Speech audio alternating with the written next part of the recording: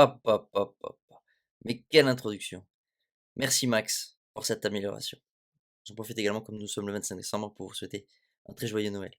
Noël est là, mais ce n'est pas une raison pour sauter une semaine pour se demander où vont ces chers capitaux. Bon, en vrai, le marché est comme suspendu dans l'incertitude, avec une semaine malgré tout plutôt défensive, nous allons le voir. On commence par le roi des monnaies du monde de demain, le BTC, ici en mensuel. J'aime toujours rappeler qu'il est haussier à cette échelle de temps. Nous sommes encore en train de chercher le nouveau plus bas, souhaitons qu'on s'y rapproche. Malgré tout, le RSI, vous le voyez, découvre des nouveaux plus bas et donc les vendeurs sont toujours en contrôle de ce marché. Voici le même graphique en semaine avec la vision macro pour nous permettre de bien repérer le prochain gros support qui est entre 12 et 13 000. Si on regarde de plus près, on voit que la volatilité est en train vraiment de s'aplatir. Et chose que je fais rarement, je vais vous le montrer en journalier. Regardez la tête des bougies ces 5 derniers jours, bah, il se passe plus rien. Voilà. Donc ça, lorsque la volatilité diminue à ce point, en général, ça prépare un mouvement d'ampleur, à la hausse ou à la baisse. C'est là que rentre en jeu la spéculation. Oui, nous pouvons faire des hypothèses, mais malheureusement, en tout cas, moi, je n'en sais rien. Si je repasse en hebdomadaire, l'action du prix est-elle baissière, avec notamment début novembre, la rupture par le bas de ce range qui avait débuté en juin 2022. Nous avons toujours comme objectif évident ce fameux support des entre 12 et 13 000, mais l'espoir des acheteurs n'est pas complètement tué et cette divergence est toujours présente, une divergence entre l'action des prix qui va de plus en plus bas et l'action du RSI qui lui ne fait pas de nouveau plus bas. Je vous mets en fiche comme chaque semaine la vidéo d'introduction à l'analyse technique que j'ai fait, si vous souhaitez voir ou revoir ces notions. La BTC dominance en hebdomadaire, après le dernier rebond effectué sur la zone des 40%, nous n'avons aucun signal particulier cette semaine, ni sur le prix, ni sur l'action du RSI, vous voyez, qui est pile sur sa zone d'équilibre. ETH en hebdomadaire, vision d'ensemble. Comme nous l'avions vu la semaine dernière, le prix latéralise dans un canal descendant, inclus dans ce grand range entre 2000 et 1000. Et si nous venions à casser par le bas, le premier gros support pour ETH se situe entre 400 et 500. ETH face à BTC, l'action des prix latéralise depuis mai 2021. Vous êtes ici en mensuel avec la vision long terme. On voit que le RSI est dominé par les acheteurs du côté d'ETH par rapport à BTC.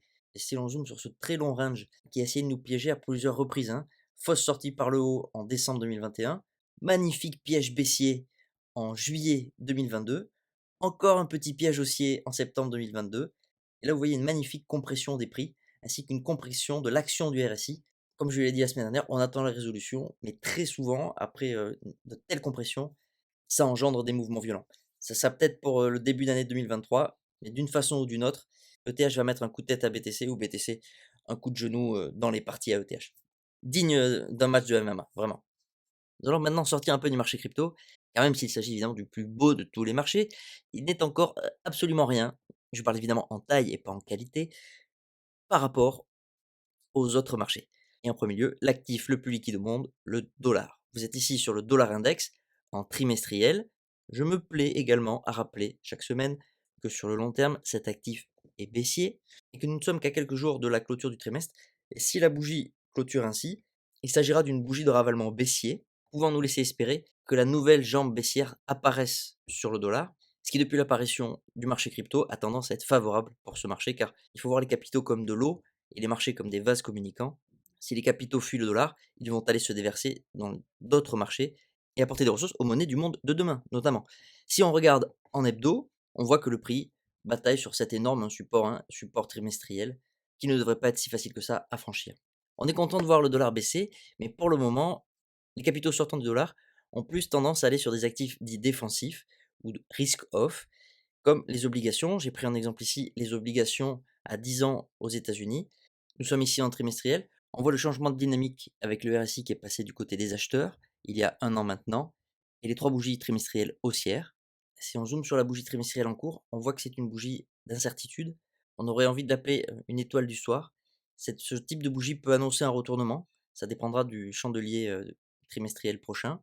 Si on a un chandelier baissier, l'association des trois chandeliers pourrait évoquer effectivement un retournement et peut-être un retest du haut de ce grand canal descendant qui avait quand même débuté en 1986. Donc il n'est pas du tout certain que les capitaux aient fini de se réfugier dans ce type d'actifs, et même si à court terme, je nous sommes désormais en hebdomadaire sur le même actif. Nous avions eu notre top local mi-octobre 2022. On voit que cette semaine, beaucoup de capitaux, se sont à nouveau déversés dans les obligations américaines à 10 ans. Le pétrole, nous sommes ici en mensuel. On voit qu'il bataille sur ce gros support. Nous sommes toujours acheteurs en mensuel.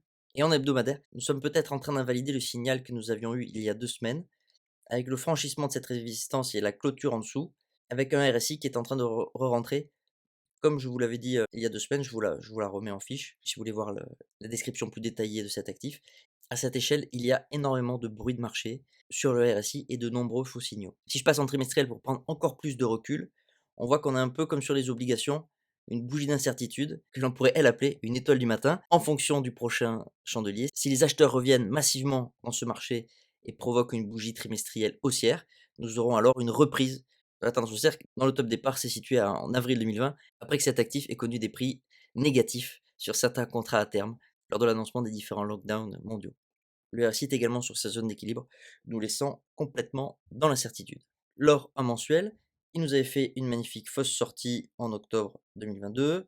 Au mois de novembre, nous avions réintégré. Et là, ça fait un mois que nous bataillons sur le milieu du range. Le RSI est toujours vendeur à l'échelle mensuelle. Et si je passe en hebdomadaire, 3 semaines que nous bataillons sur cette résistance, sur le milieu du range, avec un RSI qui n'est pas fiable à analyser à cette échelle. Beaucoup trop de faux signaux et de bruit de marché également pour cet actif. Enfin, le marché américain, qui symbolise également la croisée des chemins sur laquelle nous sommes. Je vous remets la vision plus long terme à partir des années 2000 pour bien visualiser à quel point nous sommes sur une zone tendue, on peut le dire, c'est tendu. Il y a sur le RSI assez peu de faux signaux. En général, lorsqu'il franchit sa zone d'équilibre, comme en février 2001, ça entraîne des marchés baissiers. Pareil pour juin 2008. Depuis juin 2008, nous avons eu donc 3 faux signaux. Le premier en septembre 2011, le deuxième en mars 2020 et enfin, si je rezoome, en septembre de cette année. Cette semaine, c'est également comparable donc à beaucoup d'autres marchés, par les obligations, avec un chandelier d'incertitude. Et comme sur le Bitcoin, la divergence haussière potentielle est toujours présente et représente, comme sur BTC, le dernier espoir des acheteurs. Je vous souhaite à nouveau un joyeux Noël. Claquez le pouce, abonnez-vous, prenez soin de vous. À très vite.